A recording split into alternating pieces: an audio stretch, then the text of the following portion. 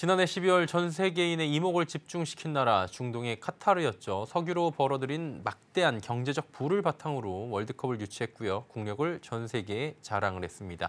그런데 석유가 가장 많은 이 나라에서 석유와 이별하기 위한 정책을 펼치고 있다고 하네요. 오늘은 카타르의 화석연료 탈피, 친환경적인 정책을 짚어보도록 하겠습니다. K외대 반기성 센터장 오늘도 함께합니다. 어서 오세요. 네.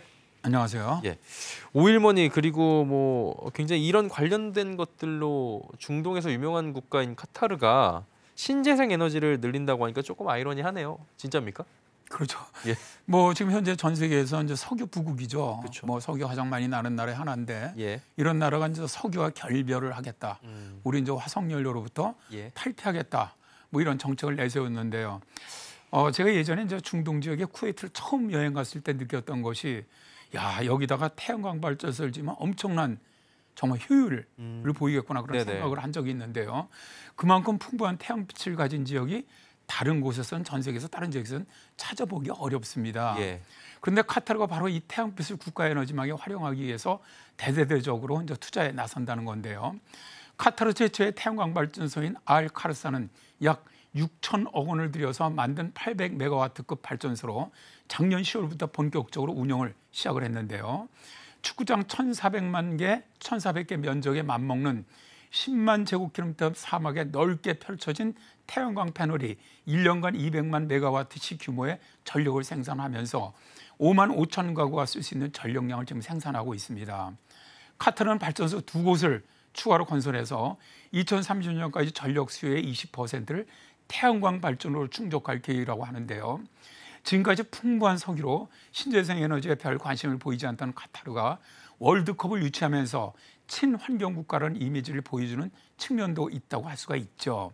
카타르는 태양광뿐만 아니라 풍력이라든가 조력 등이 풍부하기 때문에 신재생 에너지 강국이 될 가능성도 있다고 봅니다. 예. 카타르는 뭐 중장기 국가 발전 목표인 화석연료 경제 탈피, 지속 가능한 발전을 상징하는 신도시를 루사일이라는 곳을 또 만들었다고 합니다.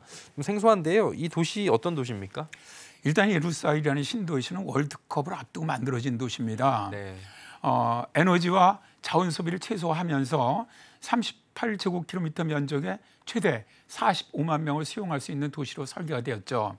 자, 아시겠지만 이번 월드컵 결승전도 바로 이 도시 안에 지어진 루사일 스타디움에서 열렸었죠. 그리고 이번 월드컵에서 우승한 아르헨티나가 총 7번의 경기를 벌였는데 이 중에서 결승전을 포함한 5경기를 바로 이 경기장에서 벌였습니다. 특히 8강전부터 결승전까지 이 경기장에서 계속 게임을 했는데 반면에 프랑스는 이 경기장에서 한 게임도 경기를 하지 않았거든요. 그래서 이제 호사가들은 아르헨티나의 우승 뒤에는 경기장으로 인한 이점도 있었지 않느냐 뭐 그렇게 말도 합니다. 예. 그런데 카타르 월드컵은 2,200억 달러가 투입되면서 러시아 월드컵에 무려 19배에 달하는 막대한 돈을 투자를 했는데요.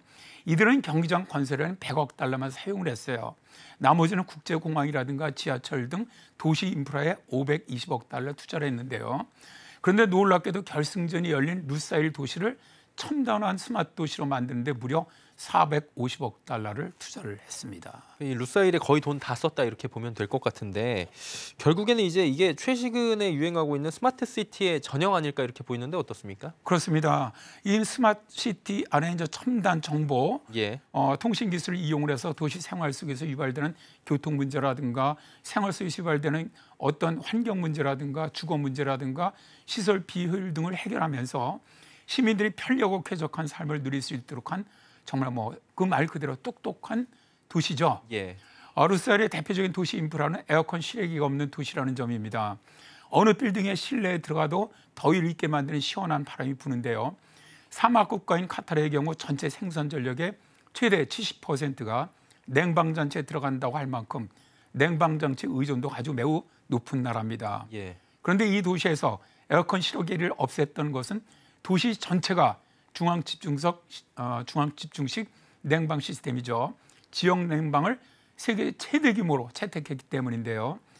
지역 냉방 플랜트에서 물 온도를 섭씨 5도까지 낮춰서 도시에 공급을 하면 각 건물에 설치된 열교원기가 이 물을 이용을 해서 공기를 식힌 다음에 찬 공기를 공급하는 방식인데요. 물을 계속 순환시켜 활용하는 방식이라 물이 부족한 카타르에서는 아주 매우 친환경적입니다. 이 냉난방을 채택하면서 소비 전력을 최대 40% 절약할 수 있다고 하는데요. 친환경적이긴 하지만 초기 투자 비용이 너무 많다 보니까 다른 나라에서는 채택하기 어렵다는 점도 있습니다.